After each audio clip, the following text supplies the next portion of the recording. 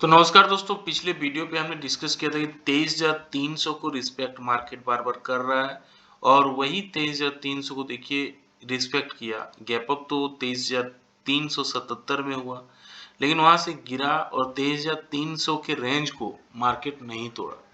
यानी 23,300 एक बड़ा सपोर्ट की तरह काम कर रहा है और ये सपोर्ट क्या आगे की ओर मार्केट को ले जाएगा या ये गिरावट का शिकार होगा। यूएस का सीपीआई इन्फ्लेशन अच्छा आया और उसको चलते डो जोन्स में 700 पॉइंट का रैली हुआ। उसी का नतीजा हुआ कि निफ्टी भी 100 पॉइंट का रैली दिखाया है, निफ्टी बैंक भी 500 पॉइंट का रैली दिखाया है। सपोर्ट सबसे बड़ा हीरो था कल का HDFC life, Bharat electronics, SBI life, Shriram finance, Adani ports.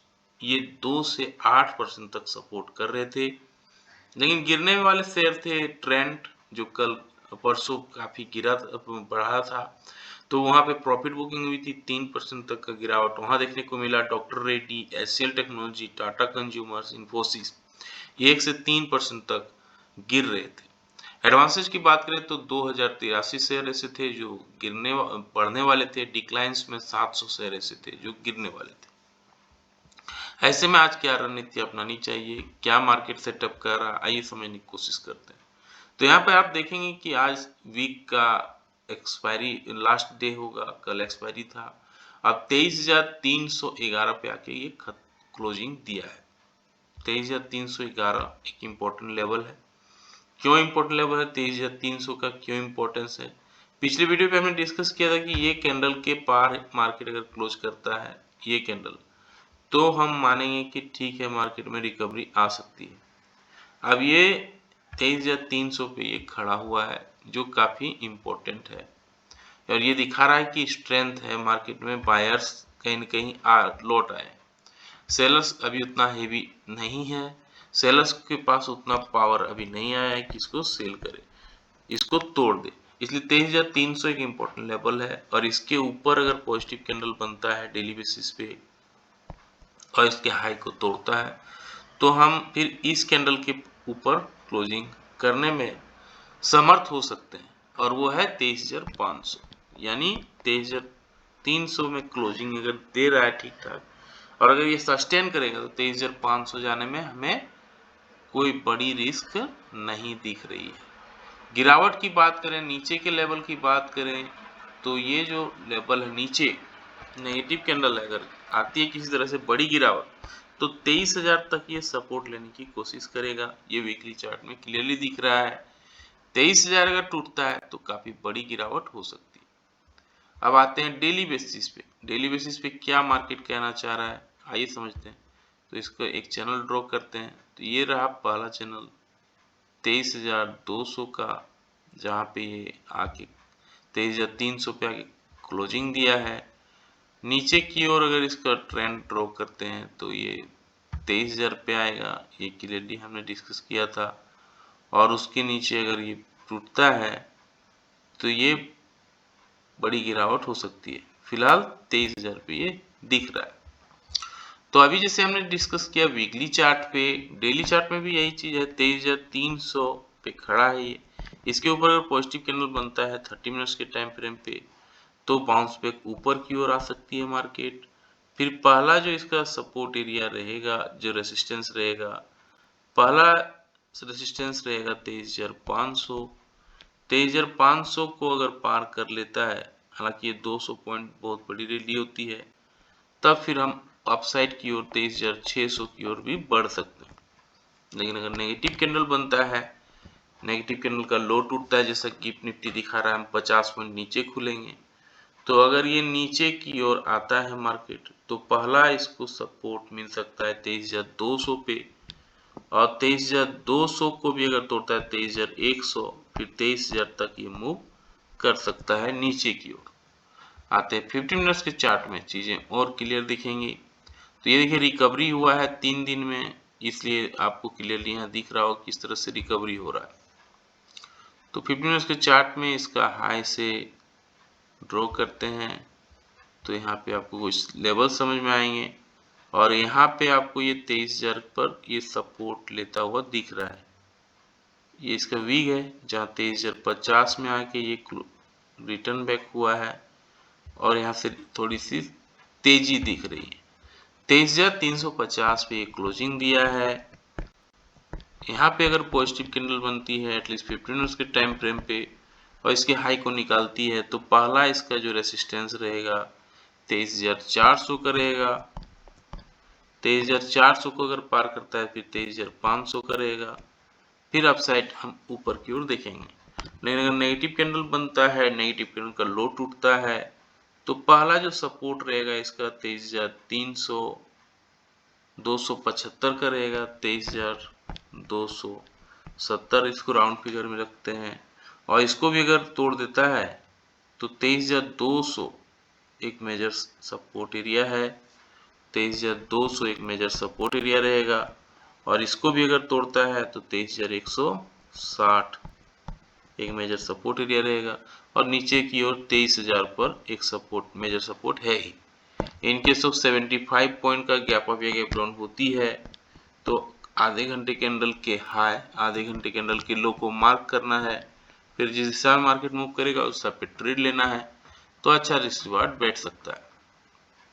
आते हैं बैंक निफ्टी पे। बैंक निफ्टी क्या करना चाहता है, 49,278 पे आके क्लोजिंग दिया है। ये काफी इंपॉर्टेंट लेवल है और क्यों इंपॉर्टेंट लेवल है यहाँ पे क्लियरली दिख रहा है। यहाँ पे ये सपोर्ट इसको बार बार ले रहा है 23,278 को, राउंड फिगर में से 49,300 भी बोल सकते हैं। तो 49,300 अगर ये सस्टेन करता है तो इसका नेक्स्ट पड़ाव अब दिख रहा है 50,243 का। 49,278 पे ये क्लोजिंग दिया है। इसके ऊपर अगर पॉजिटिव कैंडल बनती है डेली बेसिस पे तो इसका जो नेक्स्ट जो कैंडल दिख रहा है 50,200 का दिख रहा है, ये क्लियरली यहाँ पे आना चाहिए। यहाँ से 1000 पॉइंट का रैली दिख रहा है। लेकिन अगर डाउन साइड आता है तो आपको अलर्ट रहना है। नीचे की ओर बैंक निफ्टी में 48,000 पे मेजर सपोर्ट एरिया है। 48,000 किसी भी हाल में नहीं टूटना चाहिए। अगर 48,000 टूटता है तो बड़ी गिरावट बैंक निफ्टी में देखने को मिल सकता है। अब आते हैं डेली बेसिस पे कहाँ पे सपोर्ट, कहाँ रेजिस्टेंस दिख रहा है। तो यहाँ पे चैनल एक ड्रॉ करते हैं तो चैनल से कुछ समझ में आ जाएगा। तो ये देखिए किस तरह का ये चैनल बन रहा है। 49,278 का है पहला पड़ाव जहाँ पे ये क्लोजिंग दिया है। दूसरा चैनल इसको ड्रॉ करते हैं तो यहाँ पे आपको ये दिख रहा होगा, नीचे की ओर ये आ रहा है। यहाँ पे 48,000 का जो मेजर सपोर्ट एरिया है यहाँ पे ये आके खड़ा हुआ है। तो 48,000 एक सपोर्ट एरिया है। ये वीकली चार्ट पे भी दिख रहा है, डेली चार्ट पे भी दिख रहा है और ऊपर की ओर अब जाने की तैयारी ये कर रहा है। तो खड़ा हुआ है आके 49,278 पे। इसके ऊपर अगर पॉजिटिव कैंडल बनाती है एटलीस्ट 30 मिनट्स के टाइम फ्रेम पे तो इसका जो नेक्स्ट पड़ाव रहेगा ये कैंडल को पार करने का रहेगा। इसका रेसिस्टेंस 49,500 की ओर पहला रहेगा और अगर इसको भी पार कर लेता है तो 49,800 का रहेगा और 49,800 को भी पार करता है तो फिर बड़ी रैली के लिए आपको तैयार रहना है। 50,200 तक का ये रह सकता है। In case of negative candle बनता है, नेगेटिव कैंडल का लो टूटता है तो नेक्स्ट जो इसका सपोर्ट माना जाएगा 48,800 का रहेगा। 48,800 को भी अगर तोड़ता है तो गिरावट और दे सकता है मार्केट, फिर 48,200 तक और मेजर सपोर्ट 48,000 का रहेगा। ये हमने क्लियरली दिख रहा है। अब आते हैं 15 मिनट्स के चार्ट में कहाँ पे सपोर्ट कहाँ रेजिस्टेंस है मार्केट के लिए। तो इसका हाई से लो की ओर हम फिबोनाची रिट्रेसमेंट का यूज करते हैं और इसका वीक है ये जहाँ सपोर्ट लिया था ये 48,000 का, ये वीक के आसपास खड़ा है मार्केट। अब यहाँ 49,386 पे क्लोजिंग दिया है। 49,386, इसको राउंड फिगर में 380 पकड़ते हैं। अगर हम पॉजिटिव कैंडल यहाँ बनाते हैं 15 मिनट्स के टाइम फ्रेम पे, इसके हाई को निकालते हैं, तो पहला जो रेसिस्टेंस रहेगा यहाँ पे रहेगा, ये 49,500 का रहेगा। 49,500 को अगर पार करता है तो फिर 49,700 का रहेगा। 49,700 को भी अगर पार कर लेते हैं तो मेजर रेसिस्टेंस 49,900 का रहेगा। In case of negative candle बनता है, नेगेटिव कैंडल का लो टूटता है, तो गिरावट 49,000 तक पहला मेजर सपोर्ट माना जाएगा। और अगर 49,000 को तोड़ देता है बैंक निफ्टी तो गिरावट गहरा सकता है।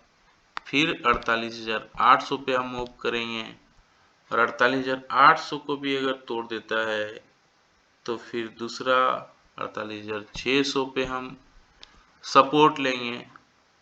फिर इसके नीचे भी अगर मार्केट मूव करता है तो 48,000 पे मेजर सपोर्ट एरिया माना जाएगा। इन केस ऑफ 150 पॉइंट का गैप अप या गैप डाउन होती है तो आधे घंटे कैंडल के हाई, आधे घंटे कैंडल के लो को मार्क कर लेना है। फिर जिस हिसाब में मार्केट मूव करेगा उस हिसाब पे ट्रेड लेना है, तो अच्छा रिस्क रिवार्ड बैठ सकता है। अब आते हैं किस तरह से FIDI माल बेच रहे हैं। देखिए FI लोग डेली माल बेच रहे हैं, ये चिंता का विषय है। 4,341 करोड़ माल बेच दिया है। DI मात्र 3,000 करोड़ का बाई किया है। गिफ्ट निफ्टी की बात करें तो गिफ्ट निफ्टी दिखा रहा है कि हम 50 पॉइंट नीचे खुलेंगे, 55 पॉइंट नीचे खुलने का तैयारी है, क्योंकि डॉ जोन्स भी नीचे हुआ है, प्रॉफिट बुकिंग हुआ है बड़ी रैली के बाद, S&P में गिरावट थी, नेस्डेक में गिरावट थी। FADC, कैक, डेक, निकी, चाइना का मार्केट, हैंगसेंग चारों पॉजिटिव बंद हुआ है। PCR की बात करें पुट कॉल रेशियो की तो ये 7.1 पे है, 0.71 पे है, अभी भी बाइंग जोन है। और इंडिया विक्स 15.47 पे खड़ा है। ऑप्शन चेन की बात करते हैं तो सबसे ज़्यादा कॉल राइटिंग कहाँ है देखने को मिल रहा है, तो आप यहाँ पे क्लियरली दिखेगा आपको। सबसे ज़्यादा कॉल राइट किया गया है 23,300 पे 3,40,000 कॉन्ट्रैक्ट, ये एक रेसिस्टेंस की तरह काम करेगा। पुट राइटिंग भी यहीं पे सबसे ज़्यादा है 23,300, इसलिए मेजर सपोर्ट एरिया है और रेसिस्टेंस एरिया है। 49 बैंक निफ्टी पे आते हैं तो यहाँ पे सबसे ज़्यादा रेसिस्टेंस के लिए पुट राइट हुआ है 50,000 पे, 1,03,000 कॉन्ट्रैक्ट है। 50,000 एक रेसिस्टेंस की तरह काम करेगा। पुट राइट हुआ है 49,000 पे, पुट एक सपोर्ट की तरह काम करेगा। तो सारे पॉइंट्स को हमने डिस्कस किया। किस तरह से पिछले वीडियो पे हमने बिग गैप अप हो सकता है ये बताया था, बाउंस बैक टिकेगा कि नहीं ये बताया। 23,000 कैसे मेजर सपोर्ट एरिया है वो हमने बताया। 23,000 क्यों आ रहा है, लोन पे मिडिल क्लास क्यों फंस रहा है, वर्क लाइफ बैलेंस कैसे होना चाहिए, सारे पॉइंट्स पे हमने यहाँ पे डिस्कस किया है। कैसा लगा जानकारी, आप ये भी चेकआउट कर सकते हैं। लाइक से सब्सक्राइब कमेंट करके जरूर बताएं। मिलते हैं किसी और एक वीडियो पे, तब तक के लिए जय हिंद, वंदे मातरम।